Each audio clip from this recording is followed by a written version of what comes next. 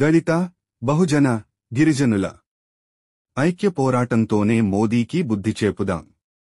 CPI రాష్ట్ర కార్యదర్శి వర్గ సభ్యులు తాటిపాక మధు. సామాజిక న్యాయం, ఆత్మగౌరవము కై సిపిఐ నిరసన ప్రదర్శన.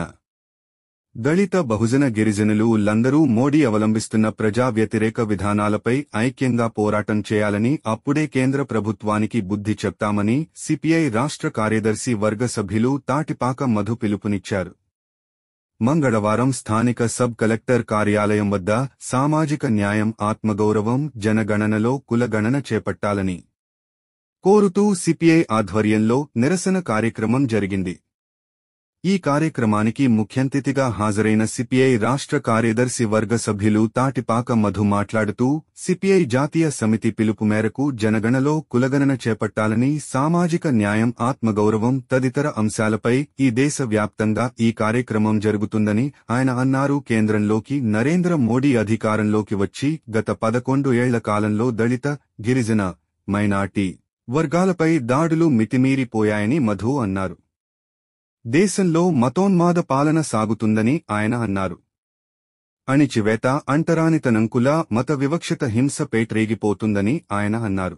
ఆర్ఎస్ఎస్ సంఘ పరివార్ కనుసన్నాలలో భారత రాజ్యాంగ ప్రజాస్వామ్య వ్యతిరేక పాలన కొనసాగుతుందని ఆయన చెప్పారు. రాజ్యాంగం మానవ హక్కులు, సామాజిక న్యాయం, సమానత్వం, సౌభ్రాతత్వాన్ని మోదీ ప్రభుత్వం పాతరవేసిందని ఆయన అన్నారు. మన రాష్ట్రంలో దాదాపు 143 వెనుకబడిన కులాలు ఉన్నాయని, గత స్థానిక సంస్థల్లో బీసీలకు కేటాయించిన స్థానాలు తగ్గించడం వలన వేల సంఖ్యలో స్థానిక సంస్థలకు చెందిన పదవులు బీసీలు కోల్పోయారని మధు అన్నారు. తెలంగాణలో ప్రభుత్వం జనాభా లెక్క సందర్భంగా కులగణను చేపట్టి అందుకని ఎస్సీ, ఎస్టీ, బీసీ వర్గాలకు స్థానిక సంస్థలలో సీట్లు కేటాయిస్తూ అసెంబ్లీలో 2 బిల్లులు ఆమోదించిందని మధు అన్నారు. అదేవిధంగా మన రాష్ట్రంలో కూడా జనగణలో కులగణను చేపట్టి కులాల ప్రతిపాదన బీసీలకు స్థానిక సంస్థలలో సీట్లు కేటాయించాలని మధు కోరారు. భారత రాజ్యాంగం ప్రజాస్వామ్యకు హక్కులను హరించే దుష్టశక్తులను తిప్పికొట్టేందుకు దళితులు, గిరిజనులు, బహుజనులు, మైనార్టీలు ఐక్యమై పోరాటానికి సిద్ధం కావాలని మధు పిలుపునిచ్చారు. అనంతరం రాజమండ్రి సబ్ కలెక్టర్ ఆఫీస్ నుండి అంబేద్కర్ విగ్రహం వరకు నిరసన ప్రదర్శన నిర్వహించారు. ఈ కార్యక్రమంలో సిపిఐ జిల్లా సహాయ కార్యదర్శి జట్ల సంఘం అధ్యక్షులు కె రాంబాబు, సిపిఐ నగర కార్యదర్శి బి కొండలరావు, సహాయ కార్యదర్శి పి లావణ్య, జట్ల లేబర్ యూనియన్ ప్రధాన కార్యదర్శి సప్ప రమణ, ఏఐవైఎఫ్ జిల్లా ప్రధాన కార్యదర్శి పి త్రిమూర్తులు, ఏఐఎస్ఎఫ్ జిల్లా ప్రధాన కార్యదర్శి సిహెచ్ సునీల్, మహిళా సమైక్య జిల్లా అధ్యక్షురాలు పి కొండావతి, మున్సిపల్ వర్కర్స్ యూనియన్ అధ్యక్ష కార్యదర్శులు రెడ్డి రమణ, అల్లం వెంకటేశ్వరరావు, జట్ల సంఘం అధికార బాడి నల్ల రామారావు, దేవుడు బాబు, కాళ్ల అప్పలనాయుడు, రెడ్డి వెంకట్రావు, పార్టీ నగర కార్యవర్గ సభ్యులు టి నాగేశ్వరరావు, పార్టీ జిల్లా సమితి సభ్యులు కాకి శారద పోలమ్మ తదితరులు నాయకత్వం వహించారు.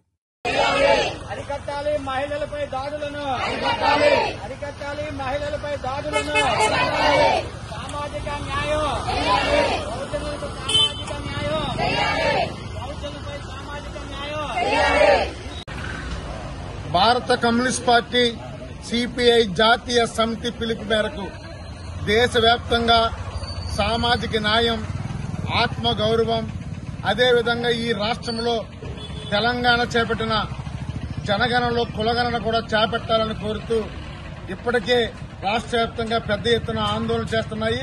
అందులో భాగంగా రాజమండ్రి సబ్ కలెక్టర్ కార్యాలయం కూడా ఈ రోజు ఈ నిరసన కార్యక్రమం చేపట్టడం జరిగింది.